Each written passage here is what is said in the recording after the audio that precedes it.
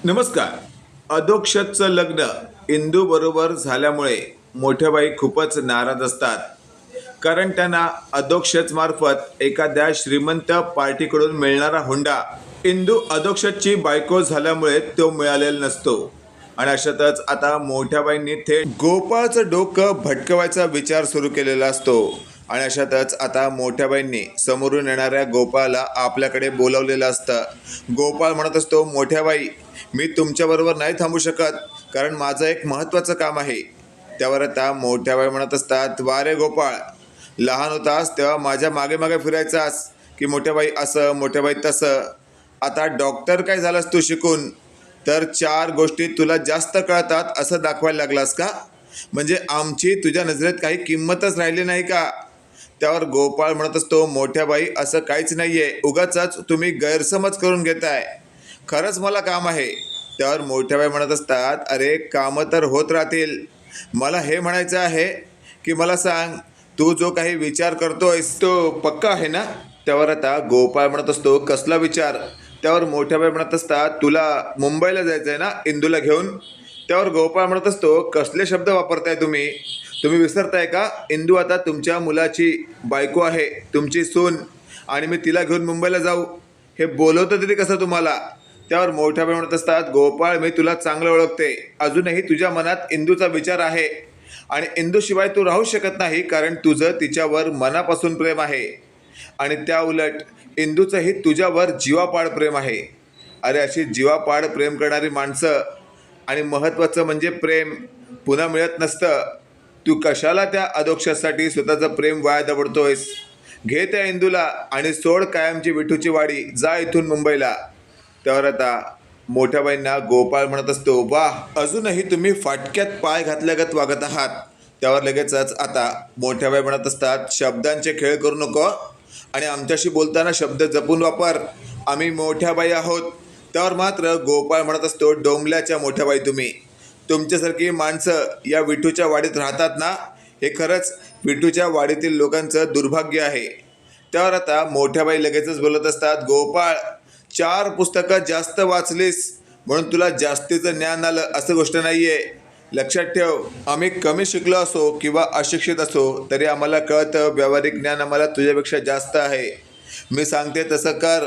घे तुझ्या इंदूला, निघ कायमचं रात्रीच्या रात्री. त्यावर आता गोपाळ म्हणत असतो, मोठ्याबाई, आत्ताच्या आत्ता तुम्ही इथून चालत्या व्हा. त्यावर मोठ्याबाई म्हणत असतात, विसरतोयस का, आम्ही या वाड्याची मालकीण आहोत. त्यावर लगेचच गोपाळ हसू लागतो. तो म्हणत असतो, काय काय म्हणालात तुम्ही? या वाड्याची मालकीण तुम्ही आहात? आणि अशातच आता मोठ्याबाई म्हणत असतात, हो, यात हसायचं काय? त्यावर गोपाळ म्हणत असतो, बहुतेक तुम्ही स्वप्न पाहत आहात.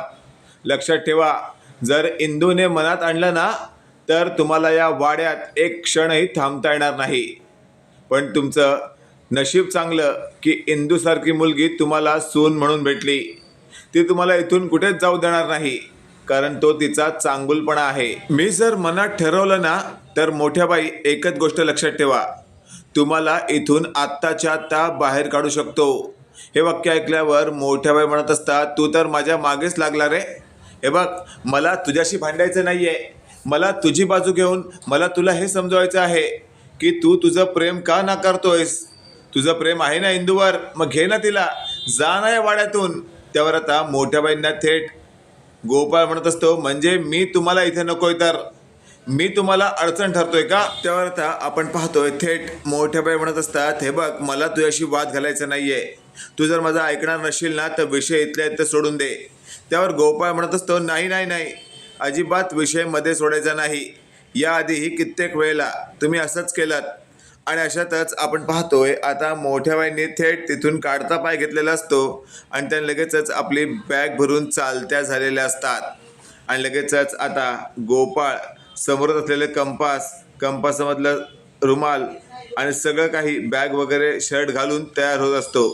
त्या जवळजवळ इथे गोपाळचे 5 मिनिटं जातात. इकडे आपण पाहतोय आता मोठ्याबाईंना थोड्या वेळानंतर आलेल्या त्यांच्या जावयाने असं म्हटलेलं असतं, अहो सासूबाई, मला असं वाटतंय पुन्हा एकदा तुम्हाला तुमचा दहशत, दरारीपणा, करारीपणा पहिल्यासारखा बळकट करावा लागेल, कारण आता तुम्हाला कोणी घाबरतच नाही.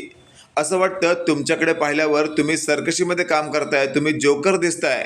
हे वाक्य ऐकल्यावर मोठ्या बाई म्हणत असतात, तुमचं डोकं फिरलंय का? कुणाशी बोलताय विसरताय का तुम्ही? तुम्हाला आत्ताच्या आत्ता इथं ओणवं उभं करून तुमच्या पाठीवर पाण्याचा ग्लास घट्ट भरून ठेवीन.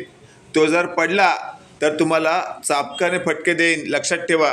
त्यावर मात्र आता मोठ्या बाईंचा जावई म्हणत असतो, आय एम सो सॉरी, चूक झाली माझी, पण मला कोणतीही शिक्षा करू नका. इकडे आपण पाहतोय आता मोठ्या बाई आपल्याच सुनेला म्हणजेच अधोक्षजच्या बायकोला घरातून बाहेर काढण्याचा प्लॅन हा रचत असतात. हे आता अधोक्षजच्या लक्षात आलेलं असतं आणि अधोक्षजने थेट आपल्या आईला म्हणजेच मोठ्या बाईंना खडसावलेलं असतं. आई, काय चाललंय तुझं? का असं वागते तू? त्यावर मोठ्या बाई म्हणत असतात, हे बघ अधोक्षज, लहान आहेस तू, आमच्याशी असं मोठ्या आवाजात बोललेलं आम्ही खपवून घेणार नाही. त्यावर अधोक्षज म्हणत असतो, आई ते काही असेल, पण तू इंदूशी असं वागणं मला चालणार नाही आहे, मी आधीच सांगतोय तुला. त्यावर लगेचच आता मोठ्या बाई म्हणत असतात, अधोक्षज एवढासा होतास तू, तेव्हापासून आमचं ऐकायचास, केवढा मोठा झालास रे, आज आमच्या विरोधात जाऊन बोलणार आहेस तू?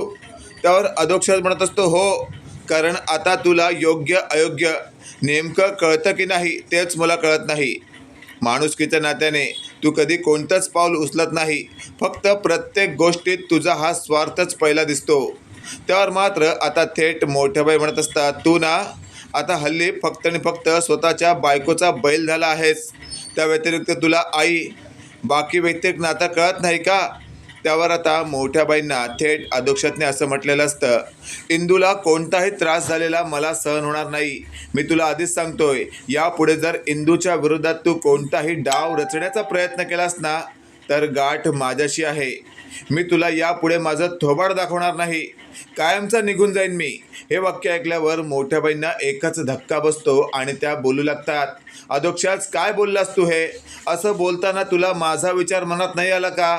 आजपर्यंत तुझे वडील गेल्यानंतर जगते मी फक्त तुझ्यासाठी, आणि तरीही तू असं वाक्य बोलून मला एकदम संपवण्याचं काम करतोयस. त्यावर लगेचच आपण पाहतोय अधोक्षज म्हणत असतो, आई मला तुला दुखवण्याचा हेतू नाही आहे, पण तू ज्या पद्धतीने मला त्रास देण्याचा प्रयत्न करतेस ना ते मला अजिबात सहन होत नाही. कारण माझा जीव इंदूमध्ये अडकला आहे हे तुला खूप आधीपासून माहिती आहे, आणि तरीही तू आत्तापर्यंत तिला आपल्या घरातून विठूच्या वाडीतून कायमस्वरूपी हकलवण्याचा प्लॅन अजून तू सुरूच ठेवला आहेस. आई मी तुला शेवटचं सांगतोय, असं वागणं सोडून दे, कारण तुझं असं वागणं मला खूपच त्रासदायक वाटतं. कधी कधी वाटतं की खरंच विठूच्या वाडीतून कायमस्वरूपी निघून जावं कुठंतरी लांब. तुझ्या या कट कारस्थानपासून खरंच खूप मोठी मुक्ती मिळेल. त्यावर आता मोठे बाई म्हणत असतात, नाही अधोक्षज असं करायचं नाही, या आईला सोडून कुठेच जायचं नाही. अरे मी जगते तर फक्त तुझ्यासाठी. मित्रांनो, तुम्हाला काय वाटतंय? अधोक्षजने मोठ्या बाईंना कडक असं उत्तर दिलंय का? कमेंट करून नक्की कळवा. आणि असेच नवनवीन अपडेट पाहण्यासाठी व्हिडिओला लाईक आणि चॅनलला नक्की सबस्क्राईब करा. धन्यवाद.